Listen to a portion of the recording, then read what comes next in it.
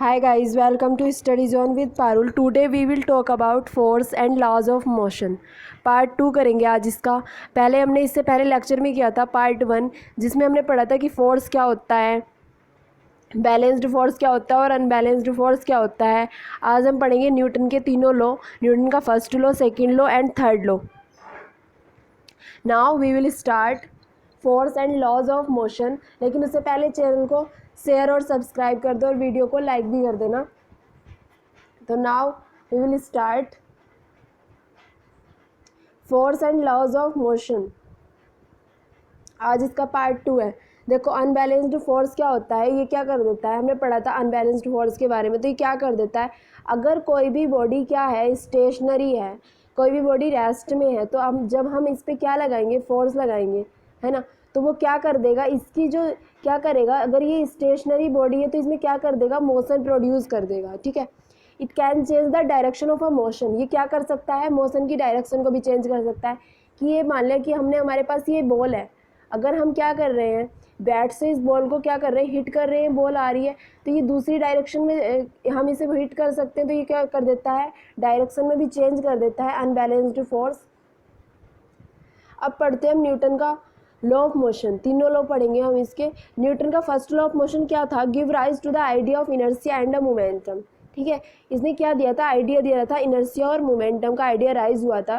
ठीक है, न्यूटन के माइंड में। और ये क्या कहते हैं, हम इसको गैलीलियो का लॉ भी कहते हैं। ठीक है, गैलीलियोज इनर्शिया कंसेप्ट भी कहते हैं हम इसे।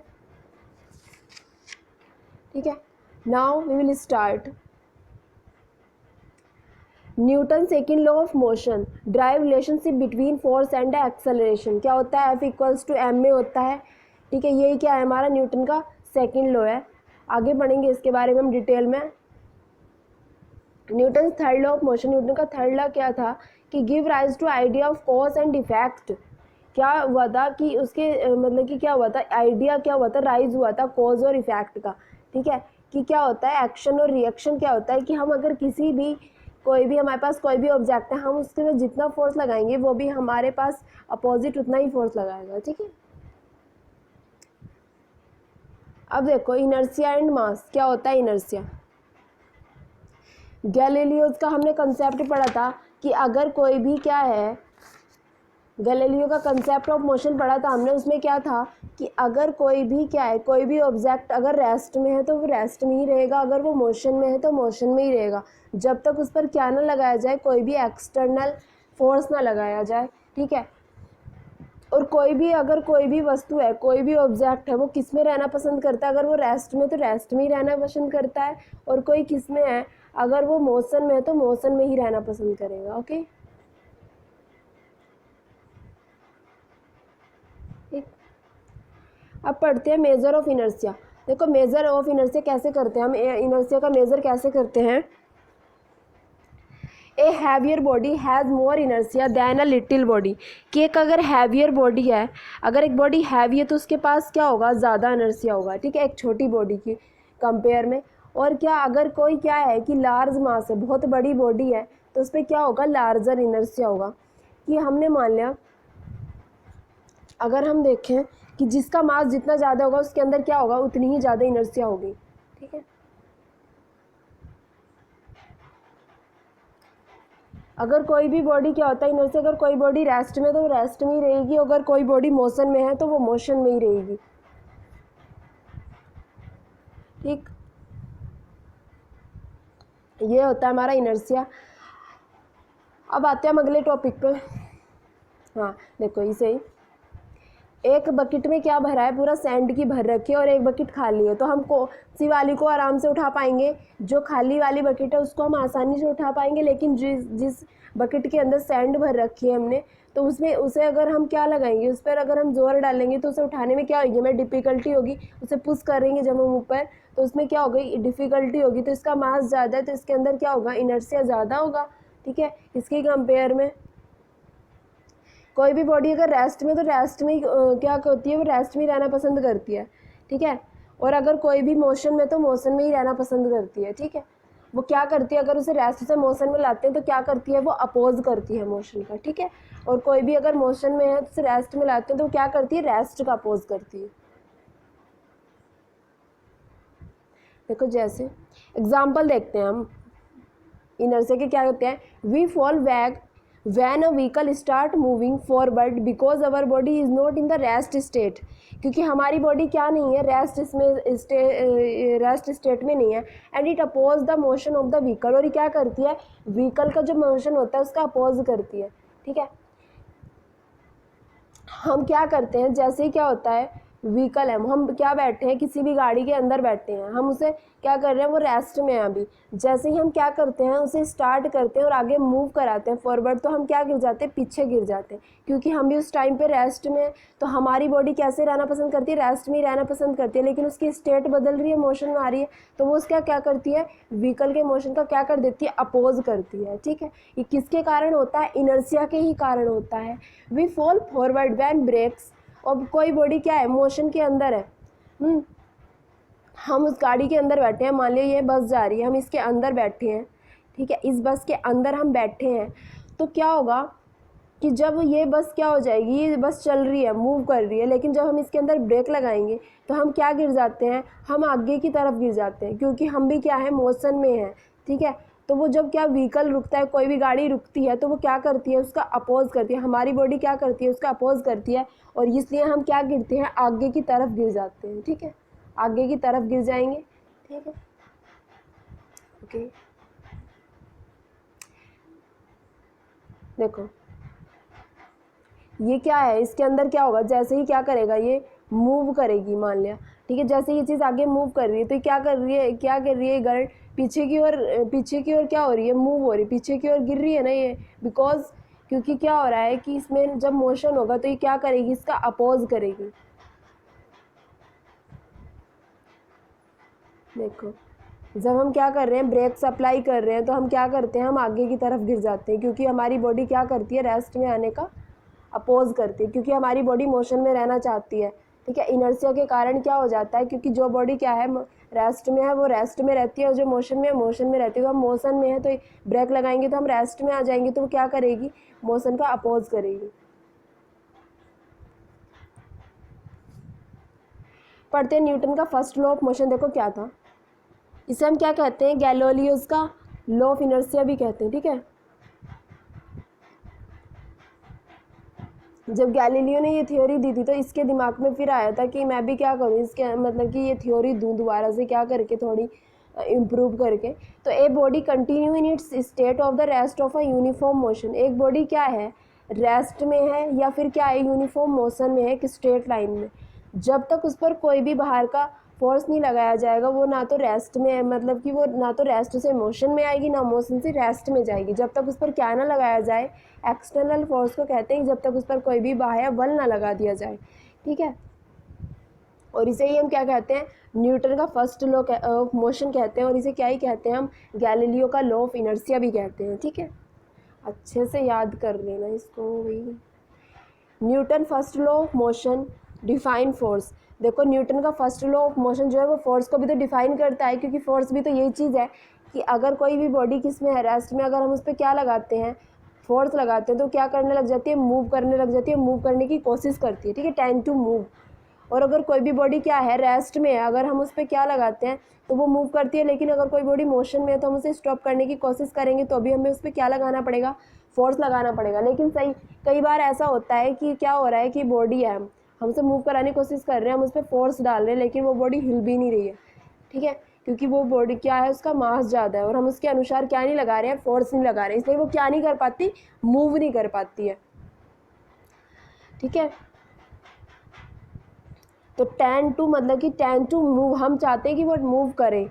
ठीक है, तो किसी भी बॉडी के मतलब कि टेंड टू मूव या उसकी मतलब कि स्टेट में क्या कर देते हैं, परिवर्तन कर देते हैं, जब हम उस पर क्या लगाते हैं, फोर्स लगाते हैं. ठीक है, किसी भी बॉडी में. अब देखो न्यूटन का फर्स्ट लॉ ऑफ मोशन है, एक ऑब्जेक्ट क्या है, रेस्ट में है, रेस्ट में रहेगा तब तक उस पर कोई फोर्स ना लगा दिया जाए बाहर से. Unless acted on a unbalanced force, उस पर अब क्या कर रहा है, एक अनबैलेंस्ड फोर्स क्या लगा दिया, उस पर एक अनबैलेंस्ड फोर्स लगाया. Sorry unless acted on a by on unbalanced force, जब तक उस पर क्या ना लगाया जाए, कोई भी अनबैलेंस्ड फोर्स ना लगा दिया जाए, वो क्या रहेगी, रेस्ट में ही रहेगी. अब एक ऑब्जेक्ट किस में है, यहाँ पे मोशन में है, वो क्या रहेगा, मोशन में ही रहेगा. ठीक है, कांस्टेंट स्पीड से क्या करेगी, वो मूव करेगी, ठीक है, और डायरेक्शन में, ठीक है, उसकी डायरेक्शन भी सेम ही रहेगी। Unless acted on by an unbalanced force, जब तक उस पर क्या ना लगा दिया जाए, कोई अनबैलेंस्ड फोर्स ना लगा दिया जाए, तब तक वो क्या रहेगी, डायरेक्शन में ही रहेगी।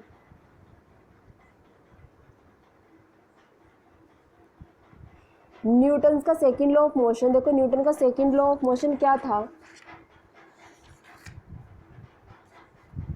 It has been found that the acceleration produced in a body is directly proportional to the unbalanced force applied on the body and inversely proportional to the mass of the body। देखो कोई भी object है हमारे पास, इसका मतलब इसमें ये होता है, न्यूटन का सेकंड लॉ, हम किसी भी बॉडी पे कितना फोर्स लगाएंगे वो उतना ही क्या पड़ेगा, उस बॉडी पे उतना ही इम्पैक्ट पड़ेगा। जितना हम क्या लगा रहे हैं उसके ऊपर फोर्स लगा रहे हैं, उतना ही उस बॉडी पर इम्पैक्ट पड़ेगा, उतना ही उस पर प्रभाव पड़ेगा जितना हम उस पर फोर्स लगाएंगे, ठीक है। न्यूटन का सेकंड लॉ ऑफ मोशन क्या था, it has been found that acceleration produced in a body, यह मतलब कि फाउंड किया उसने कि जो एक्सेलरेशन होता है प्रोड्यूस करता है एक बॉडी में, ठीक है, जो एक्सेलरेशन प्रोड्यूस होता है एक बॉडी में, किसके प्रोपोर्शनल होता है, अनबैलेंस्ड फोर्स के, ठीक है, अनबैलेंस्ड फोर्स के क्या होता है, वो प्रोपोर्शनल होगा डायरेक्टली, और क्या होता है, एक्सेलरेशन को हम किससे रिप्रेजेंट करते हैं, ए से रिप्रेजेंट करते हैं, और एफ को किससे, फोर्स से, तो किसके इन्वर्सली प्रोपोर्शनल हो जाएगा, वो एक्सेलरेशन के प्रोपोर्शनल हो जाएगा, और किसके इन्वर्सली प्रोपोर्शनल हो जाएगा, मास ऑफ द बॉडी के क्या हो जाएगा, ठीक है, मास ऑफ द बॉडी के क्या हो जाएगा, इन्वर्सली प्रोपोर्शनल हो जाएगा, ठीक है। तो यहाँ पे क्या आ जाएगा, F proportional to A upon M, तो यहाँ से क्या बनेगा, F equals to M A, sorry एक मिनट दोबारा देखते हैं इसको। देखो ये कह रहा है कि जो एक्सेलरेशन होता है प्रोड्यूस होता है एक बॉडी में डायरेक्टली प्रोपोर्शनल होता है अनबैलेंस्ड फोर्स के, तो हमारा एक्सेलरेशन किसके डायरेक्टली प्रोपोर्शनल होगा, फोर्स के डायरेक्टली प्रोपोर्शनल हो जाएगा, और ये किसके इन्वर्सली प्रोपोर्शनल होगा, मास के, बॉडी के मास के इन्वर्सली प्रोपोर्शनल होगा। और जब इन दोनों को सॉल्व करेंगे तो हमारे पास क्या आ जाएगा, A equals to F upon M, यहाँ पे इन प्रोपोर्शनलिटी का चिन्ह आएगा, तो ये क्या बनेगा, यहाँ से एफ इक्वल्स टू एम में बनेगा, या फिर यहाँ पे प्रोपोर्शनलिटी का चिन्ह हटेगा तो यहाँ पे क्या आ जाएगा, कांस्टेंट आ जाएगा के, ठीक है, के एम में, उसे क्या कहेंगे, वो कांस्टेंट होता है, ठीक है, वो कांस्टेंट रहता है। देखो the force act in a direction of the acceleration produce, force कैसे एक्ट करता है, किसकी डायरेक्शन में प्रोड्यूस होता है, जिस डायरेक्शन में क्या होगा, एक्सेलरेशन की डायरेक्शन में क्या होता है, फोर्स एक्ट करता है, एक्सेलरेशन इस डायरेक्शन में तो फोर्स भी इसी डायरेक्शन में होगा। If a force act on a body of a mass M and acceleration A in the body, अगर एक बॉडी पे क्या करता है, फोर्स एक्ट करता है एफ, एम मास की बॉडी, उस पर एम मास की बॉडी है, उस पर एफ फोर्स लग रहा है, और एक्सेलरेशन जो है वो कितना है बॉडी में, ए, ठीक है, ये मान के चल रहे हैं हम। एक फोर्स एफ है वो एक्ट करता है एम मास की बॉडी पर, जो उसके अंदर एक्सेलरेशन होता है वो कितना है, ए एक्सेलरेशन है बॉडी में, तो फिर क्या होता है, देखो आगे एफ इक्वल्स टू एम में, एफ प्रोपोर्शनल टू एम में बना था यहाँ पे, तो क्या हो जाएगा, यहाँ पे प्रोपोर्शनलिटी का चिन्ह हटेगा, तो यहाँ पे क्या आ जाएगा, के एम ए, जहाँ पे के क्या है, कांस्टेंट है, अगर हम के को भी 1 ले लें, एम को भी 1 ले लें, 1 किलोग्राम ले लिया, और हमने ए को भी क्या ले लिया, 1 ले लिया, एक्सेलरेशन कितना ले लिया हमने, 1 ले लिया, ठीक है, और फोर्स भी कितना ले लिया, 1 न्यूटन, तो हमारा जो के होगा वो 1 होगा, तो यहाँ पे के की वैल्यू क्या कर देंगे, पुट कर देंगे, तो क्या बनेगा, यहाँ पे F equals to M A बन जाएगा। मोमेंटम क्या होता है, the product of a mass of a body, ठीक है, मास ऑफ ए बॉडी, इसे हटा लेना यहाँ से, the product of a mass of a body and its velocity, और जो उसकी वेलोसिटी होती है उसे हम क्या कहते हैं, मोमेंटम कहते हैं, ठीक है। फोर्स इक्वल्स टू मोमेंटम को पी से रिप्रेजेंट करते हैं, जो मास और वेलोसिटी के प्रोडक्ट को ही हम क्या कहते हैं, मोमेंटम कहते हैं। मोमेंटम जो है किस पर डिपेंड करता है, मास पर, वेलोसिटी पर डिपेंड करता है। ऐसा नहीं कि एक ही चीज़ पर डिपेंड करेगा, अगर मास बढ़ेगा तब भी मोमेंटम बढ़ेगा, वेलोसिटी बढ़ेगी तब भी मोमेंटम बढ़ेगा, ठीक है। इसे पी से डिनोट करते हैं, ठीक है, मोमेंटम को पी से। और क्या होता है इसका formula, P equals to M into V इसका फॉर्मूला होता है। मोमेंटम कैसी क्वांटिटी है, वेक्टर क्वांटिटी है कि, और वेक्टर क्वांटिटी क्या होती है जिसके अंदर क्या होता है, मैग्नीट्यूड के साथ साथ डायरेक्शन भी होती है, तो इसके अंदर क्या होगी, magnitude as well as direction, तो इसलिए क्या हो जाएगी, वेक्टर क्वांटिटी हो जाएगी। Momentum act in the direction of the velocity of the body, ठीक है, और किसकी डायरेक्शन में, अगर किसी की वेलोसिटी इस डायरेक्शन में है तो उसकी मोमेंटम भी क्या होगी, इसी डायरेक्शन में एक्ट करेगी, ठीक है। हमेशा वेलोसिटी की डायरेक्शन में क्या करेगा, मोमेंटम एक्ट करता है।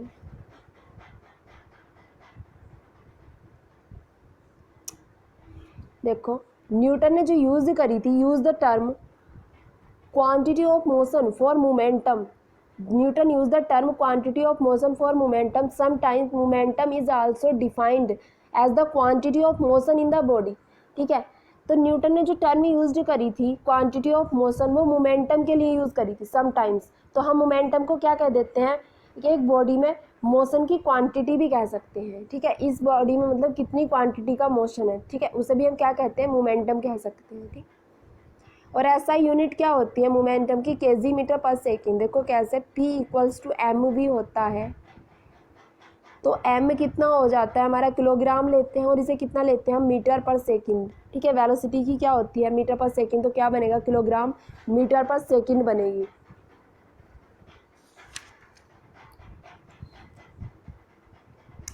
ठीक, अब आगे देखें अगर हम, तो स्टेशनरी ऑब्जेक्ट जो होता है उसके पास क्या नहीं होती, कोई भी वेलोसिटी नहीं होती। जो अगर कोई बॉडी क्या है, रेस्ट में है, ठीक है, रेस्ट में है, तो उसमें उसके अंदर कोई वेलोसिटी नहीं होगी, तो क्या बनेगा, P इक्वल्स टू एम भी, तो वेलोसिटी क्या हो जाएगी, जीरो, तो P भी क्या हो जाएगा, जीरो हो जाएगा। तो एक स्टेशनरी ऑब्जेक्ट में P क्या होता है, P क्या होता है उसका, जीरो होता है, क्योंकि इसके अंदर ना कोई मोशन होगा, ठीक है, तो वेलोसिटी क्या हो जाएगी उसकी, ज़ीरो हो जाएगी, ठीक है, तो उसका मोमेंटम भी क्या हो जाएगा, ज़ीरो हो जाएगा। अब यहाँ से देखें अगर हम, यहाँ से देखो फॉर्मूला देखो क्या बनता है, हमें पता है F इक्वल्स टू क्या होता है, हमारे पास m में होता है, F इक्वल्स टू एम में, और हमें पता है जो हमारा हमने पढ़ा था मोशन की जो इक्वेशन होती है क्या होती है, A equals to V equals to U plus A T थी ना इक्वेशन, तो यहाँ से A की वैल्यू हमने फाइंड आउट कर ली, तो यहाँ पे क्या बन जाएगा, यहाँ पे क्या बनेगा हमारा, A equals to V minus U by T, तो हम यहाँ A की जगह पे क्या रख देंगे, v minus U by T रखेंगे, m multiply v minus U by T, तो ये फॉर्मूला बन जाएगा एक तो यहाँ पे। तो वेयर a जो है यहाँ पे एक्सेलरेशन है, u क्या है यहाँ पे इनिशियल वेलोसिटी है, और v क्या है फाइनल वेलोसिटी है, ठीक है। तो फाइनल वेलोसिटी में से हमेशा क्या करते हैं हम, जब एक्सेलरेशन निकालते हैं इनिशियल वेलोसिटी को माइनस कर देते हैं, ठीक है। मान लें किसी भी बॉडी की फाइनल वेलोसिटी क्या है हमारी, v है, और इनिशियल वेलोसिटी u है, तो क्या बनता है, v minus U by T. और हम मोमेंटम को कैसे भी कह सकते हैं कि जो रेट ऑफ चेंज होता है, the rate of change of momentum of a body is equal to the unbalanced force acting on it and takes place in the direction of a force. जो रेट ऑफ चेंज होता है, जहाँ भी rate of change आ गया उससे क्या कर देते हैं हम, अपॉन टी, ठीक है, टी आता है जैसे यहाँ पे आया है, तो यहाँ पे क्या लिखते हैं हम, rate of change in a velocity, ठीक है, तो यहाँ पे ये एक्सेलरेशन बन जाता है। लेकिन हम मोमेंटम की बात करते हैं तो rate of change of a momentum, तो मोमेंटम हमारा ये हो रहा है पूरा, in a body is equal to the unbalanced force. किसके इक्वल होता है वो, अनबैलेंस्ड फोर्स के इक्वल होता है, जो रेट ऑफ चेंज हुआ है मोमेंटम का। तो मोमेंटम पूरा ये M V minus U upon T, ठीक है, acting on it and takes place in the direction of force. और जिस डायरेक्शन में फोर्स होगा उसी डायरेक्शन में हमारा क्या होता है, मोमेंटम होता है, ठीक है। फोर्स की डायरेक्शन में ही क्या होता है, हमारा मोमेंटम होता है। और इसे हम as a quantity of a motion भी लेते हैं, क्वांटिटी ऑफ मोशन की टर्म में भी हम इसे यूज़ कर सकते हैं। तो जिस डायरेक्शन में हमारा फोर्स लगेगा उसी डायरेक्शन में हमारा क्या लगेगा, मोमेंटम होगा, ठीक है। Rate of change of a momentum of a body, ये चेंज हुआ ना, रेट ऑफ चेंज, तो रेट ऑफ की बात होती है कि कितने टाइम में कितनी चीज़ हो रही है, कोई भी एक पर्टिकुलर मतलब कितना चेंज हो रहा है मोमेंटम में, ठीक है। जैसे हम उसके अंदर करते थे, एक्सेलरेशन के अंदर करते थे कि कितने टाइम में कितनी वेलोसिटी में कितना चेंज आ रहा है, ठीक है, ये होता है एक्सेलरेशन। तो यहाँ पे मतलब मोमेंटम में कितने टाइम में कितना चेंज हो रहा है वो क्या हो जाता है हमारा, वो किसके इक्वल होता है, फोर्स के, अनबैलेंस्ड फोर्स के इक्वल होता है। और जो उस पर एक्ट कर रहा है, किसी भी बॉडी पर जो फोर्स एक्ट कर रहा है, अनबैलेंस्ड फोर्स, ठीक है, and takes place in the direction of force. और किसकी डायरेक्शन में लेते हैं हम इसे? फोर्स की डायरेक्शन में लेते हैं हमेशा। Next, impulsive of a force. देखो इम्पल्सन क्या होता है कि हमने कोई भी बॉडी है उस पर क्या लगाया, हमने फोर्स लगाया और उसके अंदर क्या आ गया, बहुत बड़ा चेंज आ गया। जैसे कि कोई भी फुटबॉल है, ये मान लिया फुटबॉल है एक, और हम इस पर एक बंदा क्या करता है, इसको हिट करता है, तो हम इस पर जैसे ही अपना मतलब फिट लगाते हैं, जैसे हम फुट से हम अपने हिट करते हैं तो ये दूर जाती है, तो बड़ा सा चेंज आ गया ना। तो इसे ही क्या कहते हैं? Change in the momentum. जो इसके मोमेंटम में बड़ा सा चेंज आया उसे हम क्या कहते हैं? इम्पल्सिव फोर्स कहते हैं। देखो इम्पल्सिव क्या होता है? इम्पल्सिव क्या होता है? Force into time. ठीक है, कि कितने टाइम में हमने मतलब कि कितने टाइम में कितना फोर्स लगाया। ठीक है, ये क्या होता है हमारा इम्पल्सन। इम्पल्सिव क्या होता है? Total change in a momentum. जो टोटल चेंज हो रहा है मोमेंटम में वही क्या होता है? हमारा इम्पल्सिव होता है। ठीक है, तो टोटल चेंज क्या होता है हमारा? एफ, कि कितने टाइम में कितना चेंज हो रहा है, टी टाइम में है ना, F into T, I equals to F into T, force multiplied time. देखो फोर्स मल्टीप्लाइड टाइम आ गया आई, तो आई क्या बनेगा, यहाँ से हम किसकी वैल्यू रख देंगे? एम, हमें पता है एम ए की value V minus U by T होती है एक्सेलरेशन, और मल्टीप्लाइड टी, टी से टी कट जाएगा तो आई क्या बनेगा? M V minus U. ठीक है, और इसकी क्या होती है यूनिट? क्या होती है? न्यूटन सेकेंड, क्योंकि फोर्स की यूनिट हमारी न्यूटन, और हमारी जो उसकी यूनिट होती है, हमारी टाइम की यूनिट क्या होती है? सेकेंड होती है, तो क्या बनेगा? न्यूटन सेकेंड बनेगा। ठीक है, आगे देखिए न्यूटन का थर्ड लॉ ऑफ मोशन क्या होता है। देखो थर्ड लॉ ऑफ मोशन ये होता है न्यूटन का कि हम जितना भी फोर्स किसी भी बॉडी पर लगाते हैं, एक बॉडी पे हम जितना फोर्स लगाते हैं उतना ही फोर्स वो हमें क्या लगाती है? वापस उसी बॉडी पर लगाती है। ठीक है, ये होता है न्यूटन का थर्ड लॉ ऑफ मोशन। तो मान लें कि कोई भी बॉडी किसी दूसरी बॉडी पे फोर्स लगा रही है तो क्या हो रहा है? एक्शन हो रहा है। फिर वही बॉडी हमें अपोजिट फोर्स लगा रही है तो वो क्या हो रहा है? उसका रिएक्शन हो रहा है। ठीक है, ये होता है एक्शन और रिएक्शन। ठीक है, एक्शन और रिएक्शन। न्यूटन के थर्ड लॉ को क्या कहते हैं? हम क्रिया प्रतिक्रिया का नियम भी कहते हैं, एक्शन एंड रिएक्शन, जिसे हम बोलते हैं एक्शन एंड रिएक्शन इंग्लिश में, और हिंदी में बोलते हैं क्रिया प्रतिक्रिया का नियम। देखो third law of motion, when ever two bodies interact with each other, जब दो बॉडी इंटरेक्ट करती हैं एक दूसरे के साथ, the force exerted by the first body, तो फर्स्ट बॉडी के द्वारा जो फोर्स एक्सर्ट होता है ऑन द सेकेंड, ठीक है, सेकेंड बॉडी पर, is equal and opposite to that exerted by the second body. ठीक है, तो सेकेंड बॉडी के द्वारा भी फर्स्ट बॉडी पर उतना ही फोर्स लगाया जाता है अपोजिट। ठीक है, तो यही क्या होता है? न्यूटन का थर्ड लॉ ऑफ मोशन होता है। देखो आगे फिर समझाएंगे। देखो जैसे क्या है, ये रॉकेट है, ये हवा में उड़ रहा है। ठीक है, हवा में उड़ रहा है तो जितनी तेजी से ये उड़ेगा उतना ही क्या छोड़ेगा? ये पीछे को उतना ही ज़्यादा धुआं छोड़ देगा। तो ये धुआं जो है क्या लगा रहा है? जो एयर के अंदर पार्टिकल्स हैं उन पर फोर्स लगा रहा है, तो वो पार्टिकल भी वापस से उतना ही फोर्स इस पर लगाएंगे, जिससे क्या होगा? जो ये रॉकेट है ये ऊपर और उड़ेगा। ठीक है, तो इसलिए क्या उड़ जाता है? रॉकेट हवा में उड़ जाता है।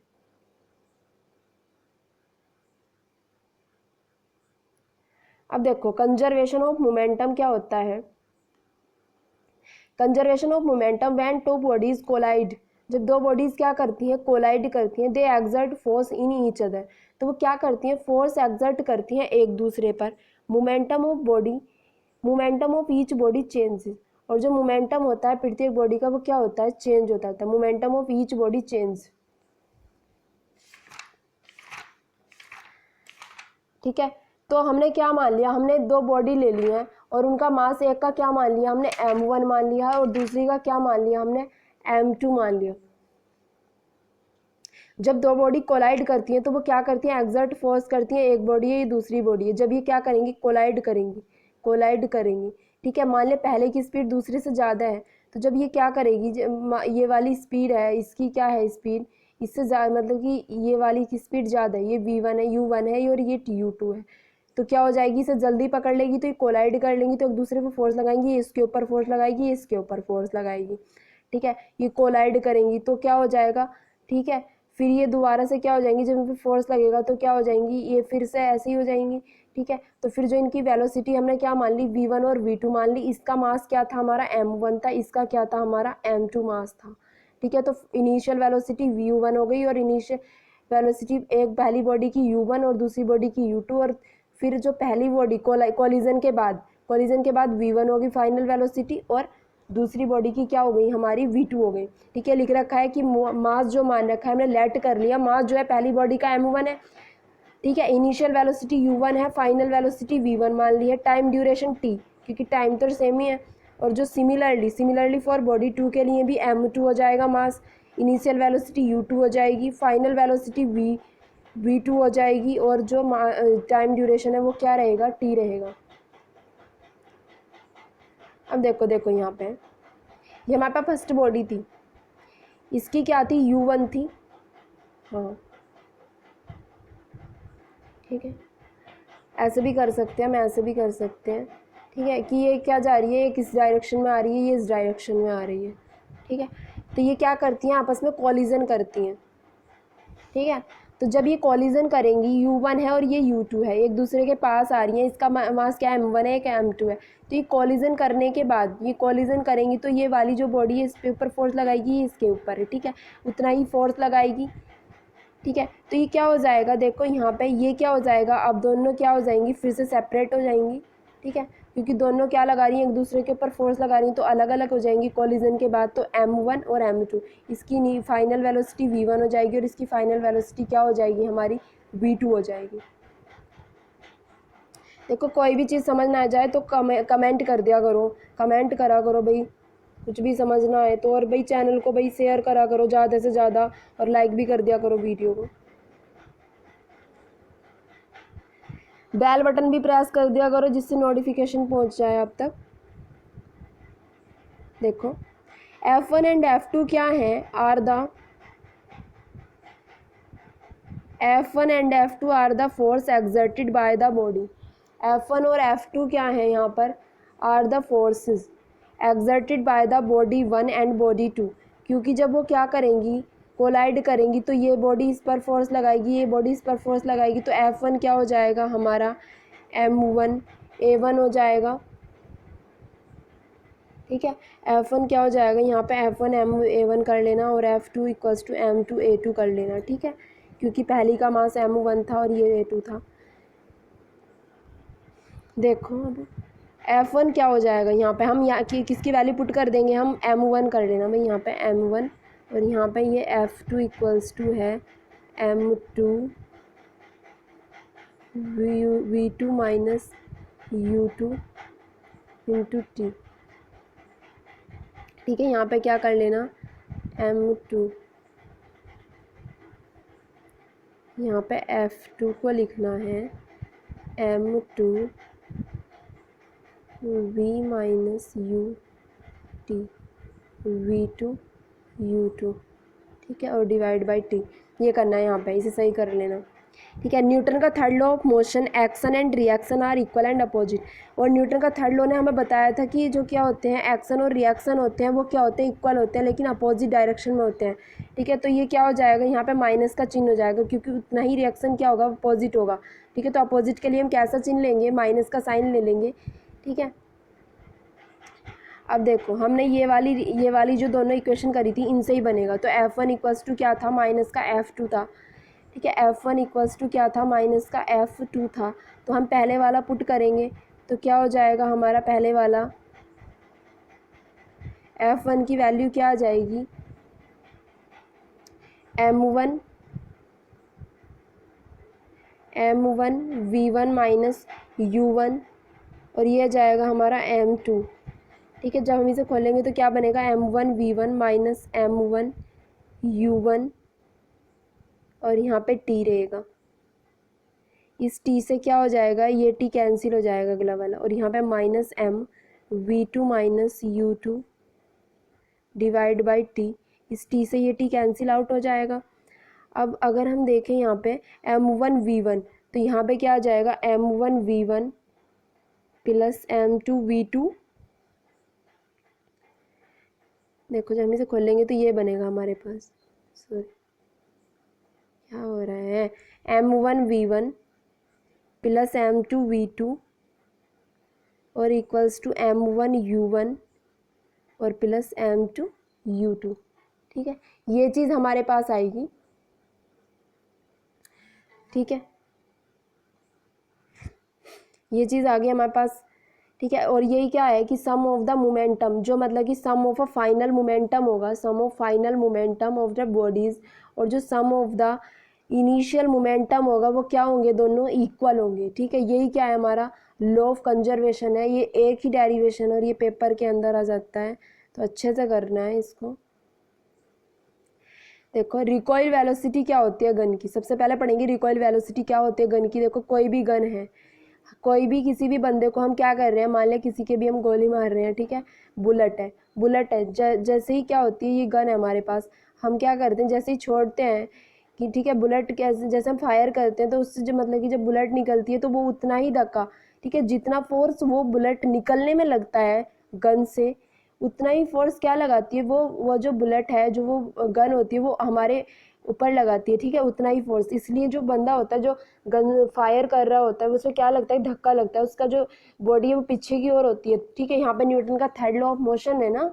ठीक है, तो जो मतलब जो धक्का लगता है बंदे को, ठीक है, उस गन के द्वारा जो रिएक्शन होता है उसे क्या कहते हैं, हम रिकॉइल वेलोसिटी कहते हैं। ठीक है, रिकॉइल वेलोसिटी, जो रिएक्शन होगा, क्योंकि ये जो गन है ये क्या करेगी, ये जो हमारे पास बुलेट है इस पर एक्शन करेगी, और वो क्या करेगी, बुलेट क्या करेगी, वो दोबारा रिएक्शन देगी, जिससे क्या होगा, उस बंदे के ऊपर उतना ही फोर्स लगेगा। ठीक है, और वो जो फोर्स लगता है ना, ये वाला जो फोर्स होता है उसे कहते हैं हम रिकॉइल वेलोसिटी, जो गन के द्वारा किसी बंदे पर लगता है। अब देखो when the shot is fired it leaves the barrel with a certain with a certain force, the outgoing shot cause a reaction on the gun। ठीक है, जो मतलब क्या होता है, जो गन से वो निकलती है, गोली निकलती है, वो पीछे को उतना ही फोर्स लगाती है, तो वो क्या होता है, इक्वल और अपोजिट डायरेक्शन में फोर्स एक्ट करता है गन पर। ठीक है, और इसे ही क्या कहते हैं, हम रिकॉइल्स कहते हैं। ठीक है, इसे ही हम रिकॉइल्स कहते हैं। तो टोटल मोमेंटम जो होता है of the one and the shot before, देखो जो टोटल मोमेंटम था, जो हमने क्या नहीं करा था शॉट से पहले, वो कितना था, 0 रहेगा। और जो वेलोसिटी होगी और फिर शॉट, ठीक है, वेलोसिटी जो होगी वो क्या होगी, जो जब हमने क्या छोड़ दी गन से, मतलब बुलेट को छोड़ दिया, तो वो क्या हो जाएगी हमारे पास, v हो जाएगी। क्योंकि जो शॉट जो था वो क्या था, पहले हमारा रेस्ट में था। ठीक है, शॉट जो था वो किस में था, रेस्ट में था। जो वेलोसिटी हो जाएगी of the shot when leaves it the gun. ठीक है, जब यहाँ पे क्या कर लेना, शॉट कर लेना, जब ये गन को छोड़ेगी तो यहाँ पे क्या आ जाएगा, हमारा v आ जाएगा। और पहले क्या था हमारा, जो था शॉट से पहले जो हमने मतलब गन से बुलेट को छोड़ा नहीं था, हमने फायर नहीं करा था, तो उसका मोमेंटम क्या था, 0 था। और जब हमने क्या कर दिया, छोड़ दिया है, मतलब बुलेट को छोड़ दिया, हमने फायर कर दिया है, तो उसके बाद क्या हो जाएगी, वेलोसिटी v हो जाएगी। ठीक है, तो वो क्या हो जाएगी हमारी रिकॉइल वेलोसिटी बोलेंगे उसे, वेलोसिटी ऑफ अ रिकॉइल। ठीक, ठीक है, वो क्या हो जाएगी हमारी v हो जाएगी। इसे क्या ले लेंगे हम, इसे v ले लेंगे, स्मॉल v, और इसे क्या ले लेंगे हम, कैपिटल V ले लेंगे। ठीक है, जो रिकॉइल ऑफ वेलोसिटी होगी, वेलोसिटी ऑफ रिकॉइल होगी, तो वो क्या हो जाएगी हमारी v हो जाएगी। यहाँ पे कर लेना recoil, velocity of recoil, velocity, ये कई बार ना लिखने में गड़बड़ हो जाती है। ठीक है, जो मैं बोलती हूँ उसे सही कर लिया करोगे। ठीक, तो देखो इसमें भी लॉ ऑफ कंजर्वेशन लगेगा यहाँ पे। तो एम क्या था हमारा, मास था किसका, शॉट का। ठीक है, mass of the shot, M mass of the shot. ठीक है, जो हमने मतलब शॉट किया है उसका क्या था, मास क्या था, एम था। और जो उसका मतलब क्या था, जो हमारा क्या था, मास था गन का, जो गन का मास है वो क्या मान लिया हमने, कैपिटल एम। जो हमारा मास ऑफ शॉट है, जो हमारा मास ऑफ शॉट है, यहाँ पे लिखना ना, जो मास ऑफ शॉट है वो क्या है हमारा, स्मॉल एम लेके चले हम। और जो मास ऑफ गन है वो कितना लेके चले हैं, वो हम क्या लेके चले हैं, कैपिटल एम लेके चले हैं। ठीक है, और जो वेलोसिटी थी शॉट की, जब इसने मतलब when it leaves the gun, जब क्या छोड़ती है, गन छोड़ती है, तो वो क्या मान ली हमने, स्मॉल v मान ली। और जो रिकॉइल वेलोसिटी है, जो पीछे की और जो वेलोसिटी होती है, जो उसे धक्का लगता है बंदे को, वो क्या मान ली हमने, कैपिटल V मान ली। ठीक है, ये चीज़ मान के हम चल रहे हैं। तो हमने पढ़ा है, क्या पढ़ा था, m1 v1 u1 इक्वल, ये वाला ना याद करके रखना है, m1 u1 plus m2 u2 equals to m2 v2 plus m1 v1, ठीक है। तो ये तो इनिशियल वाली चीज़ आ जाएगी ना। अब इनिशियल वाली चीज़ हमारी क्या है, जो इनिशियल वाली चीज़ है ये है mv है ना, और फिर क्या हो जाएगी यहाँ पे इनिशियल वाली चीज़ आएगी, दोनों की इनिशियल, क्योंकि हाँ देखो शुरू में तो क्या हो जाएगा, वो ज़ीरो ही रहेगा, शुरू में तो वो ज़ीरो ही रहेगा। फाइनल लेके चलेंगे भाई, फाइनल, क्योंकि शुरू में तो हमने मान लिया कि जो शुरू में वेलोसिटी थी यू मान लिया हमने, ज़ीरो रहेगी, तो इसका मतलब जो वो है मोमेंटम है वो भी क्या रहेगा, ज़ीरो ही रहेगा, ठीक है। तो एम वी हम क्या लेके चल रहे हैं, इसकी फाइनल वाली लेके चल रहे हैं, ठीक है। तो इक्वल्स टू में क्या रह जाएगा, ज़ीरो रह जाएगा, तो स्मॉल एम वी क्या हो जाएगा, कैपिटल माइनस एम वी में आ जाएगा, ठीक है। ये इस ऐसे निकलेगा, तो रिकॉइल वेलोसिटी निकल जाएगी गन की। तो रिकॉइल वेलोसिटी हमारी क्या थी, कैपिटल वी थी, तो कैपिटल वी की वैल्यू निकाल लेंगे, तो हमारे पास क्या बनेगा, capital V equals to minus M V by capital M. ये हमारी रिकॉइल वेलोसिटी निकल गई है गन की, ठीक है। निगेटिव साइन क्या बताता है, निगेटिव साइन इंडिकेट करता है for V indicate that gun recoil in the direction opposite to that of soul, ठीक है। कि जो रिकॉइल वेलोसिटी है वो क्या है, हमारा रिएक्शन है, जो मतलब उतना ही रिएक्शन क्या लगेगा हमारा पीछे की ओर लगेगा, ठीक है। तो ये माइनस चिन्ह रिप्रेजेंट करता है कि ये क्या है, एक रिकॉइल वेलोसिटी है। रिकॉइल वेलोसिटी क्या होती है, बताया था अभी कि जो रिएक्शन होता है वो अपोजिट डायरेक्शन में इक्वल होता है, तो वही रिकॉइल वेलोसिटी है, इसलिए यहाँ पे निगेटिव साइन आ गया, ये बताता है निगेटिव साइन।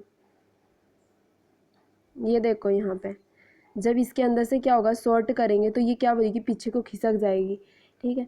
तो जितना जितना फोर्स आगे लग रहा है बुलेट शॉर्ट करने मतलब शॉर्ट करने में जितना फोर्स आगे लगेगा उतना ही क्या लगेगा, उस बंदे को पीछे की ओर लगेगा, ठीक है। Equal and opposite. देखो जब कोई भी फील्डर क्या होता है, जब कोई भी फील्डर है, ठीक है, क्या करता है, वो गेंद को कैच करने की कोशिश कर रहा है, ये यहाँ पे गेंद को कैच करने की कोशिश कर रहा है, ठीक है। तो वो अपने हाथ जो है पीछे की ओर क्यों ले लेता है, ठीक है। तो पीछे की ओर वो इसलिए ले लेता है ताकि उसके हाथों पर क्या ना हो, इंजरी ना हो जाए, ठीक है। उसके हाथों पर इंजरी हो सकती है ना, कि अगर वो झटके से ऐसे ही मतलब अपने हाथ आगे कर ले, क्योंकि जो वो गेंद है वो किस में है, मोशन में आ रही है, ठीक है, मोशन में आ रही है वो गेंद, तो वो क्या बढ़ाता है, टाइम को बढ़ाता है, कैचिंग ऑफ टाइम को क्या कर देता है, वो बढ़ा देता है, ठीक है। जिससे क्या हो जाता है, उसके हाथ में मतलब स्मूथली क्या आ जाती है, गेंद आ जाती है और उसे चोट भी नहीं पहुंच पाती, ठीक है। इसलिए क्या कर लेता है वो अपने अपने हैंड्स को क्या कर लेता है, पीछे की ओर कर लेता है, जिससे फोर्स क्या लगता है, वो कम हो जाता है। जब टाइम बढ़ जाएगा तो फोर्स क्या हो जाएगा, कम हो जाएगा ना, ठीक है। हमने पढ़ा था, देखो एफ क्या हो जाता है, प्रोपोर्शनल हो जाता है किसके, टाइम के, ये था ना। देखो एफ हमने पढ़ा था एम, एक्सेलेरेशन की जगह पे V minus U by T था। अगर हम इस पूरे को कांस्टेंट मान लें, इस पूरे को कांस्टेंट मान लें, तो एफ प्रोपोर्शनल टू क्या हो जाएगा, 1 तो अगर टाइम बढ़ेगा तो हमारा क्या हो जाएगा, फोर्स कम लगेगा उसके हाथों पे, ठीक है। तो इसलिए क्या कर लेता है, वो अपने हैंड्स को पीछे की ओर कर लेता है, क्योंकि कैचिंग ऑफ टाइम को वो बढ़ा देता है, तो फोर्स क्या लगेगा, कम लगेगा, ठीक है। और उसके हाथ में गेंद आ जाएगी आराम से, और उसे कोई इंजरी भी नहीं होगी,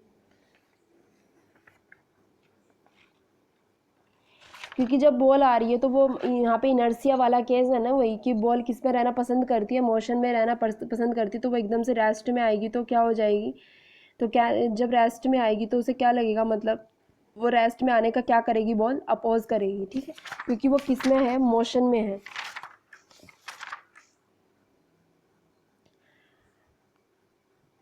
देखो अगर हम क्या होते हैं, अब एक एग्जाम्पल और देखो,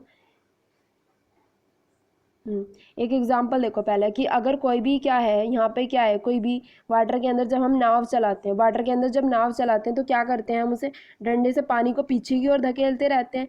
क्यों धकेलते रहते हैं, क्योंकि क्या लगाते हैं हम, जितना फोर्स उस डंडे से पानी के ऊपर लगाते हैं वही पानी क्या लगाता है, हमें वापस से उतना ही फोर्स क्या लगाता है, नाव पर लगाता है, जिससे क्या हो जाती है, नाव आगे चलती रहती है, ठीक है, ये होता है, ठीक। ये 2-3 एग्जाम्पल हैं, ये अच्छे से मतलब देख लेना इनको। किसी के अंदर क्या लग रहा है, न्यूटन का थर्ड लॉ ऑफ मोशन लग रहा है, किसी के अंदर क्या लग रहा है, न्यूटन का सेकंड लॉ ऑफ मोशन लग रहा है, ठीक है। ये सारी चीज़ें याद रखनी है, एक बार रिवाइज कर लेना कि इम्पल्सन क्या होता है, इम्पल्सिव फोर्स क्या होता है, जब हम किसी भी बॉडी पर क्या लगाते हैं, बहुत थोड़ा सा फोर्स लगाते हैं और उसके अंदर क्या आ जाता है, बिग चेंज आ जाता है, तो वो क्या होता है हमारा बिग चेंज हो जाता है तो वो क्या होता है, हमारा इम्पल्सन हो जाता है। ठीक है, इम्पल्सन याद रखनी है ये चीज़। अब आगे देखें। और सेकंड लॉ क्या था हमारा कि अगर हम किसी भी बॉडी पर जितना फोर्स, मतलब जितना फोर्स लगाएंगे उस बॉडी पर उतना ही इम्पैक्ट पड़ेगा। ठीक है, ये सेकंड लॉ था। और फर्स्ट लॉ क्या था, अगर कोई बॉडी क्या है मोशन में है तो वो मोशन में ही रहेगी, अगर कोई बॉडी क्या है रेस्ट में है तो रेस्ट में ही रहेगी। और थर्ड लॉ ये था कि अगर हम बॉडी पे फोर्स लगाते हैं, मतलब ये फर्स्ट बॉडी है, सेकंड बॉडी पे फोर्स लगाया जाता है तो सेकंड बॉडी भी फर्स्ट बॉडी पर अपोजिट उतना ही फोर्स लगाती है, इक्वल अमाउंट का। ठीक है, ये क्या है, तीनों लॉज हैं, ये पेपर के अंदर आ जाते हैं। ठीक है, इन्हें अच्छे से याद कर लेना। अब देखो ये थोड़ा सा कुछ रह गया। फोर्स की जो CGS यूनिट होती है वो क्या होती है, डाइन होती है। ठीक है, और एक न्यूटन क्या होता है, 10⁵ डाइन के इक्वल होता है, 5 डाइन के इक्वल होता है। और जो ग्राम फोर्स क्या होता है, ग्रेविटेशनल यूनिट होता है फोर्स का। ठीक है, ग्रेविटेशनल यूनिट होता है किसका, फोर्स का। ठीक है, ये चीज़ याद रखनी है। जो मतलब क्या होता है, ग्राम फोर्स होता है, it is the gravitational unit of a force in CGS system. CGS system में होता है क्या, ग्राम फोर्स, ये याद रखनी है। और एक ग्राम फोर्स किसके इक्वल होता है, 981 डाइन के इक्वल होता है एक ग्राम फोर्स। और 1 किलोग्राम किसके इक्वल होता है, 9.8 डाइन के इक्वल होता है। ठीक है, 1 किलोग्राम, अगर हम 1 किलोग्राम की बात करते हैं, ठीक है, तो वो किसके इक्वल हो जाता है हमारा, 9.8 डाइन के इक्वल। और 1 ग्राम फोर्स 981 डाइन के इक्वल। और 1 न्यूटन 10⁵ डाइन के इक्वल होता है। ठीक है, और क्या होता है, किलोग्राम फोर्स किसका होता है, हमारा ग्रेविटेशनल फोर्स का। ठीक है, यूनिट होती है gravitational unit of force in किसमें, CGS सिस्टम में, ग्राम फोर्स। ये कोई याद करने की ज़रूरत नहीं है, बस वैसे डाइन वाला क्या है इंपॉर्टेंट है कि जो CGS यूनिट होती है डाइन की, वो क्या होती है हमारी, जो CGS यूनिट होती है फोर्स की वो डाइन होती है। और 1 न्यूटन किसके इक्वल होता है, 10⁵ डाइन के इक्वल होता है। ठीक है, ये चीज़ याद रखनी है बस। तो ये लेक्चर यहीं ख़त्म होता है भाई। Thank you for watching. Please channel को शेयर और सब्सक्राइब कर दिया करो। Okay bye, take care.